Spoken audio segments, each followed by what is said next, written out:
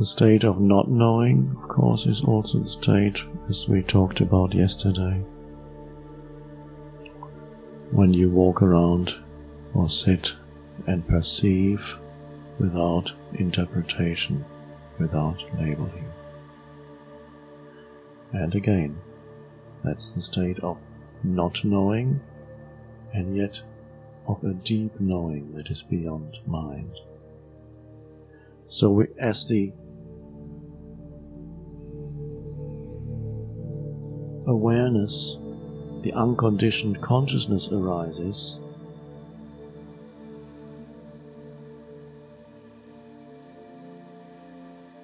separative knowledge, which is of the mind, because every label separates you from that which you label, it becomes a barrier.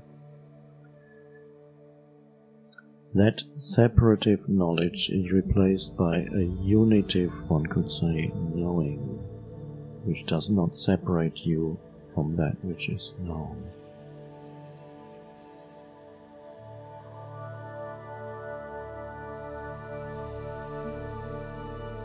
And you can see how that transforms your relationship with nature and how it transforms your relationship with other human beings.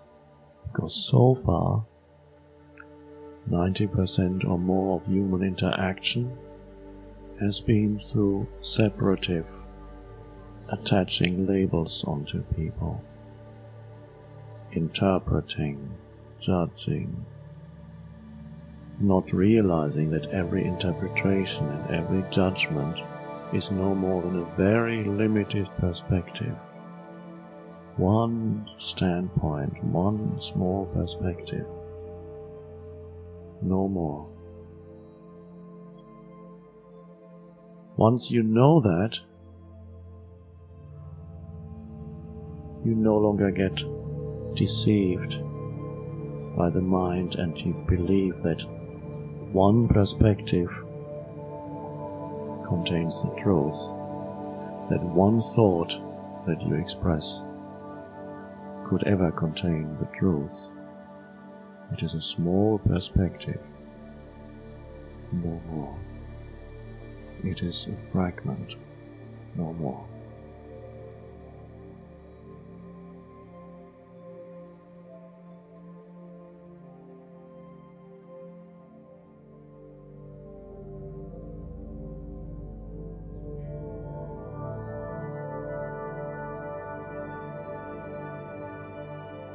So the recognition of the relativity of all thought.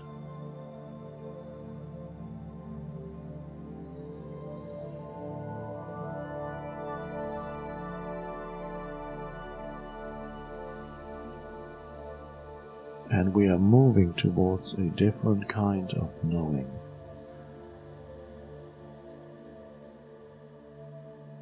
In which the sense of separateness does not arise. That knowing is also loving. It's one. Because love is obscured through the delusion of separateness. Love as the realization of your oneness with all that is obscured by the labeling, interpreting, the knowing mind.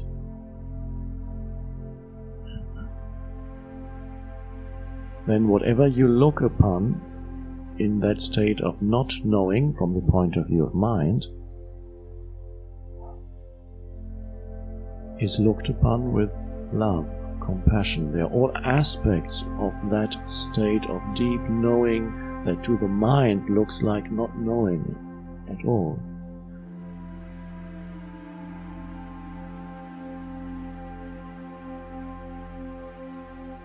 And you can imagine how that changes human relationships. When you can be with another human being in the state of not knowing, which either means you're totally present, totally still, allowing this form, the form that this moment takes, form of this human being, to be completely. Or it could mean that certain thoughts still arise about that human being,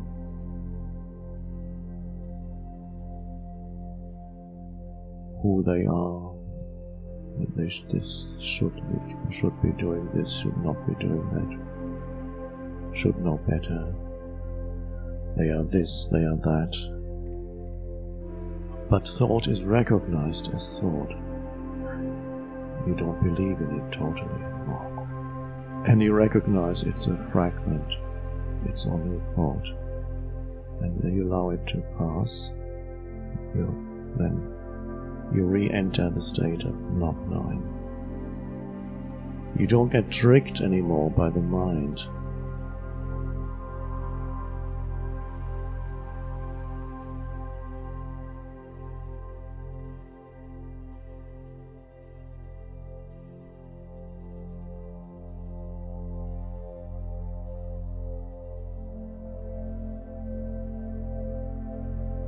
And so there is continuously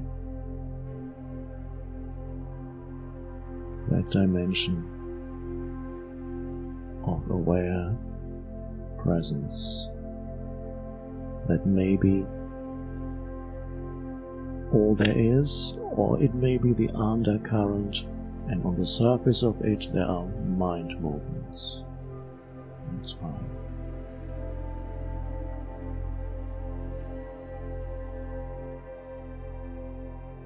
Sense perceptions, also all sense perceptions are surface phenomena.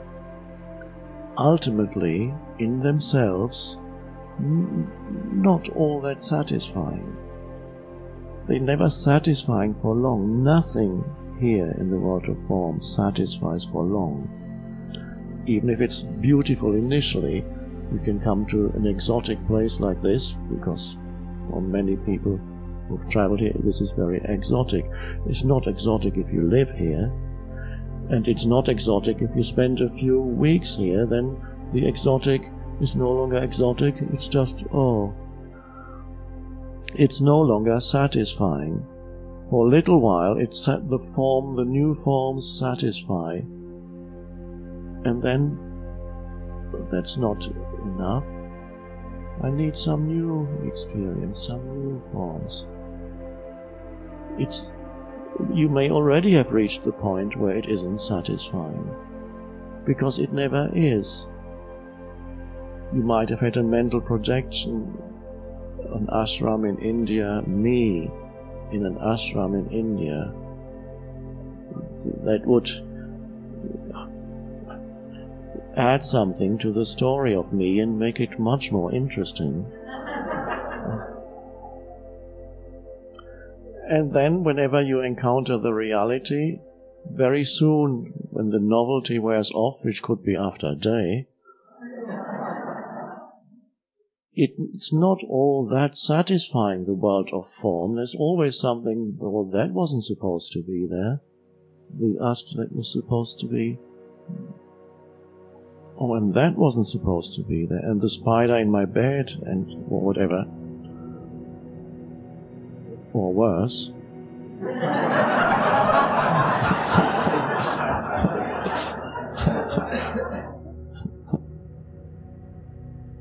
Sooner or later, and usually sooner, you hit upon that the unsatisfactory nature, if all that you know is that, and the unsatisfactory nature of your own mind, and with its knowledge.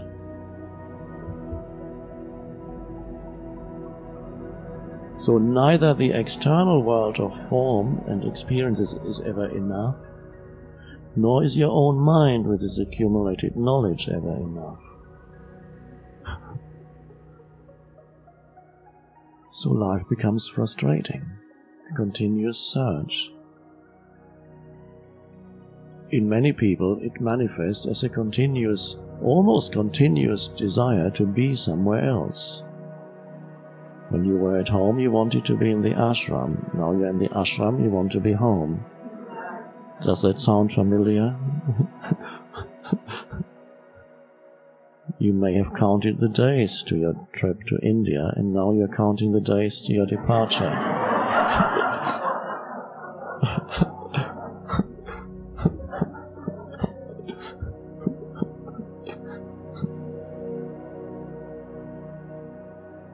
So that seeking through form, either the external forms or through mental forms,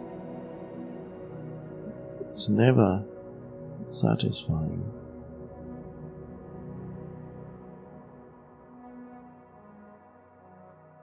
And so the search continues. You could try another ashram, or maybe a retreat center in California would be so much more comfortable. Or you say, I'm done with spiritual things. If that's spiritual, I don't want it.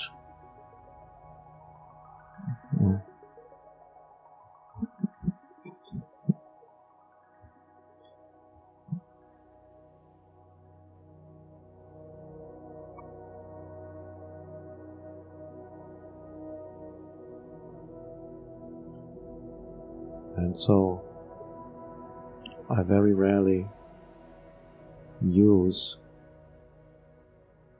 or refer to old pointers or maps, signposts. But what very much applies here is a very powerful signpost. One of the Upanishads, ancient scriptures, they contain some very powerful signposts. And this is very relevant to what we've just been looking at. I'll just quote to you the first few lines, approximately. What it refers to is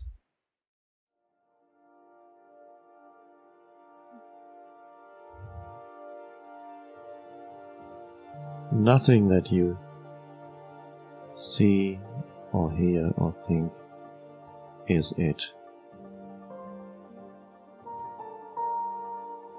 Nothing in the world of form is satisfying ultimately. If you look for satisfaction through that, which is ultimately yourself, because the only ultimate and true and satisfaction you can ever find is finding and being totally yourself.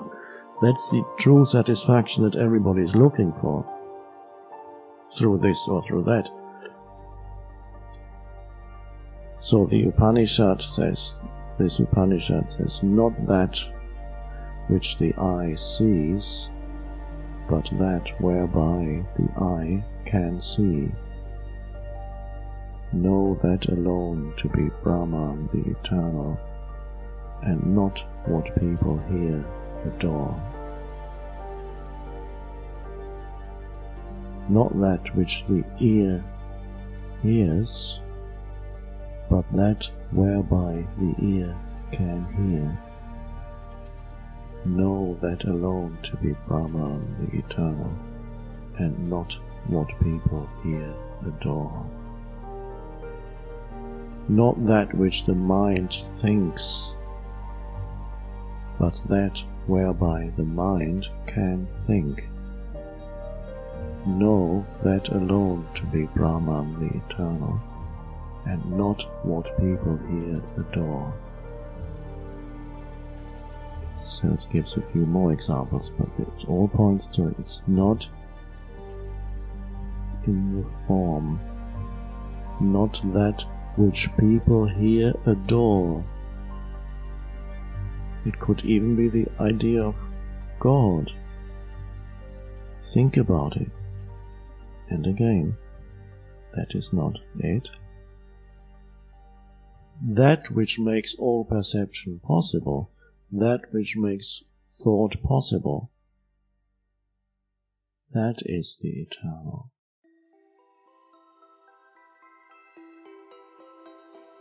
And where is that? Already here, as the essence, as the now.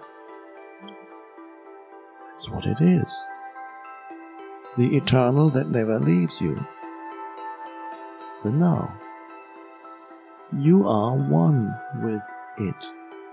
So the ultimate secret about now is that you are that. You are the now. Of course you are. It's the only thing that has never left you. Always was the same. It's always been now. And people have that sense of something very precious, and they think that gets mixed up in their mind with their story, and if they call it their individuality, their individual sense of individual existence. I don't want to lose that. There is something so precious that I feel inside me. I don't want to lose that. That gets mixed up with identifications, mental identifications with stories, and that story-based sense of self. But if you look deeply at your innermost sense of I, your innermost sense of who you are, then you realize it has nothing to do with the story of me. You could forget your story, you could forget your name, and in fact, it would be there. You would sense that innermost sense of I-ness more strongly as the essence of your being.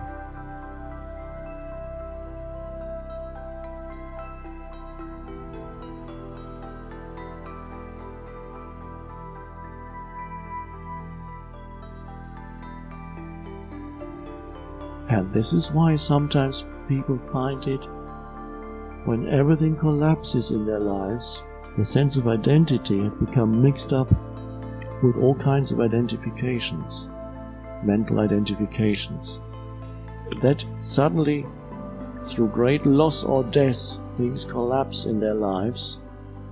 The structures, the forms, collapse external and internal. External as physical structures, the seeming solidity of my life crumbles.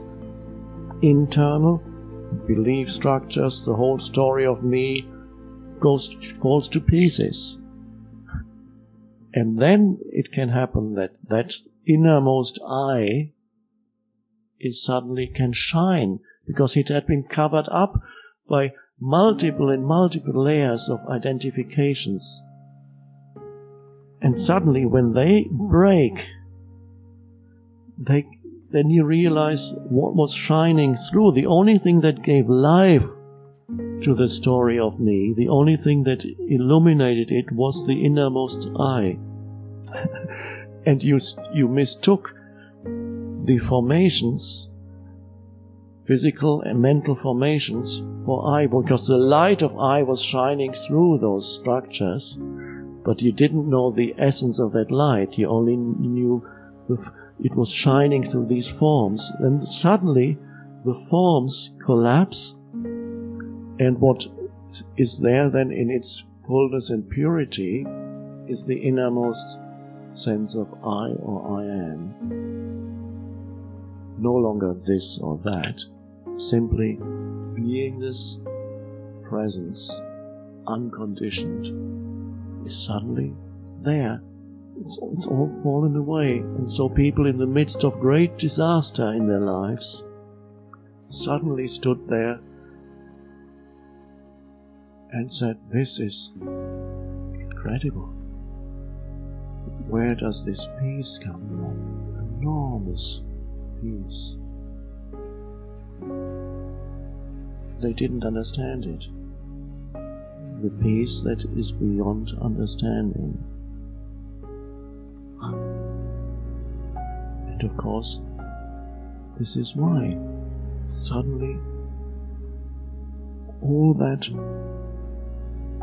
was obscuring, the forms that were obscuring that innermost I gave way. And it can happen in the case of death. We pointed it out yesterday, a person slowly dying, everything melting. And it can happen as the result of being in the presence of presence, in a spiritual gathering, the energy field of presence. That also is being drawn out. The unconditioned is shining through the conditioned, and the conditioned is becoming more and more, loses its density even as you sit here, becomes more and more transparent, in a way, dies, one could say. The conditioned I, in the sense in which people usually use the word I, the most frequently used word in the English language, or any language, the word I, the way in which people usually use the word I, what they refer to is me and my story, the conditioned entity, ultimately the fiction that I identify with as me is I. That's what people, when they say I, they refer to that. But there is a deeper meaning to I, that is the delusion of I. That's the delusion of self. But I is a sacred word, ultimately. I is on the level of normal human consciousness expresses delusion, which is what the Buddha recognized when he saw the delusion of self. He referred to that I, and he saw through that. And so, when that delusion is recognized, that recognition already originates from the unconditioned consciousness. The delusional entity cannot recognize its own delusion. So the recognition of it already is the light shining through from underneath, so to speak. From there arises the recognition of the delusion of the story-based, form-based, mind-based, identification-based identity. So,